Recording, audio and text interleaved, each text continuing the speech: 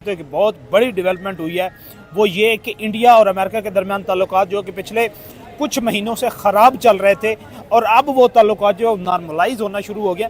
क्या हकीकी मानों में ये नॉर्मलाइज हो रहे हैं या ये भी ट्रंप की कोई ट्रंप गेम है या कोई ट्रंप एग्रीमेंट जो है या ट्रंप जो है किसी तरीके इंडिया को यूज़ करना चाहता है इसराइल के, आप ये कह लें कि रशिया के ख़िलाफ़ या चाइना के ख़िलाफ़, क्योंकि अब इंडिया के डिफेंस मिनिस्टर और अमेरिका के डिफेंस मिनिस्टर के दरमियान 10 साल डिफेंस डील हो चुकी है।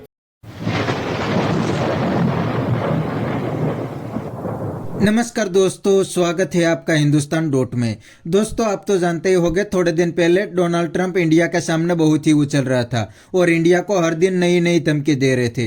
दोस्तों, उस टाइम पाकिस्तानी बहुत खुश हो रहे थे और कहते थे कि अब इंडिया और अमेरिका के रिलेशन बिगड़ने लगे हैं तो ये अमेरिका और पाकिस्तान के रिलेशन अच्छे हो जाएंगे। लेकिन दोस्तों, अब अचानक पाकिस्तान को एक बहुत बड़ा झटका लगा है। जी हाँ दोस्तों, अचानक इंडिया और अमेरिका के दरमियान 10 साल के लिए डिफेंस डील हो गई है। ये देख के पाकिस्तानी बहुत परेशान है और कहते हैं कि क्या अमेरिका पाकिस्तान के साथ गेम खेल रहा है। तो दोस्तों, बिना टाइम वेस्ट किए वीडियो में आगे देखते हैं इस बात पे पाकिस्तानी पब्लिक के रिएक्शन। अगर आप नहीं हैं तो पहले चैनल को सब्सक्राइब कर लीजिए और वीडियो को अंत तक देखें। इंडिया और अमेरिका के दरमियान ताल्लुकात पिछले अप्रैल से लेके अब तक जो है ना ऑलमोस्ट 2025 जो है ट्रंप के इलेक्शन के बाद सर्द महरी का शिकार थे और एक टेरिफ वॉर जो है वो चल रही थी। आए रोज़ ट्रंप जो है टेरिफ की धमकियां देता था कि रशिया को छोड़ दो, उससे ऑयल परचेज करना छोड़ दो।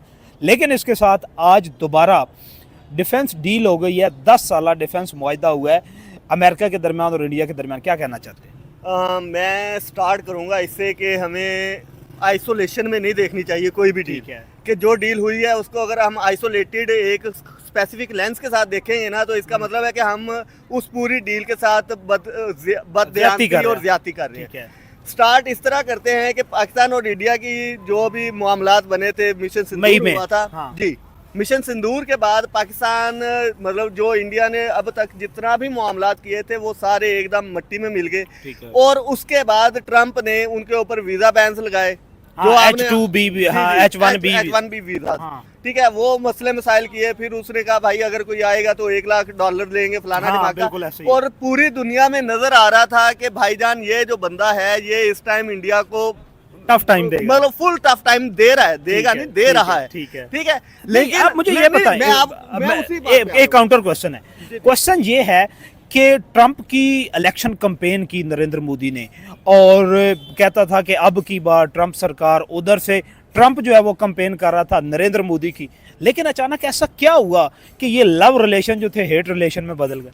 मैं आपको बताता हूँ। बेसिकली ये जो लव रिलेशन जितना भी इंटरनेशनल पॉलिटिक्स का तो खैर चलता है इसी तरह है कि भाईजान ट्रांजैक्शनल, बिल्कुल जो भी है ट्रांजैक्शनल है। बड़ी अच्छी डिस्कशन जी। लेकिन जो ट्रंप है ये स्पेसिफिक हल्का सा साइको पर्सन है। ठीक है।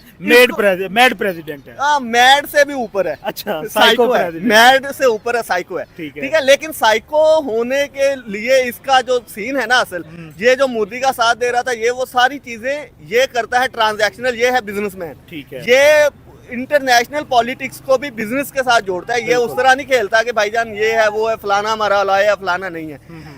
जैसे कि पाकिस्तान इंडिया की जंग हुई उसके बाद इसने पाकिस्तान को ऊपर ले आया, इंडिया की थू कर दी पूरी दुनिया में। ठीक है, हर जगह पे जाके इंडिया इस चीज से चिढ़ता था कि ना कहा जाए कि हमारे राफेल गिरे हैं, फलाना ढिमाका 7 जहाज गिरे हैं।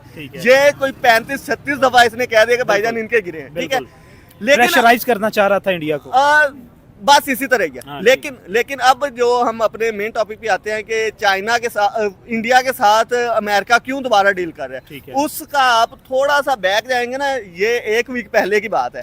1 वीक पहले आपने देखा होगा शी जिनपिंग और डोनाल्ड ट्रंप का एक मीटिंग हुई है जिसमें अभी तक ट्रेड वार चल रही थी। ठीक है, चाइना के साथ। और 1 हफ्ता पहले क्योंकि चाइना ने अमेरिका को टफ टाइम दिया, उसने कहा भाई जितना तुम लगाओगे उतना हम भी लगाएंगे। बिल्कुल ऐसे तो अमेरिकन मार्केट पूरी क्रैश करने को पहुंच गई थी। इसलिए उसने किया, चाइना के साथ डील की है और उसको काउंटर। उधर से चाइना रशिया की मीडिएशन में इंडिया के भी क्लोज होने जा रहा है, क्लोज होता जा रहा है, डिस्प्यूट खत्म करना चाह रहा है, वो ट्रेड की तरफ आ रहा है। नहीं, वो चाइना और इंडिया अभी अच्छा ये अभी नहीं कहने की बातें हैं। लेकिन जो बात मैं कर रहा था उसी को मैं कैरी करता हूँ, वो ये है कि चाइना को काउंटर करने के लिए इंडिया को दोबारा लेके आया ठीक है। कि भाई क्योंकि अगर वो इंडिया को उसी तरह एक मिनट काउंटर चाइना को करना चाहता है ट्रम्प। हाँ। लेकिन ट्रम्प ने रिसेंटली जो बयान दिया है उसमें यह कहा है कि China is the second largest economy, कि यूएस के बाद दूसरी दुनिया की बड़ी इकोनॉमी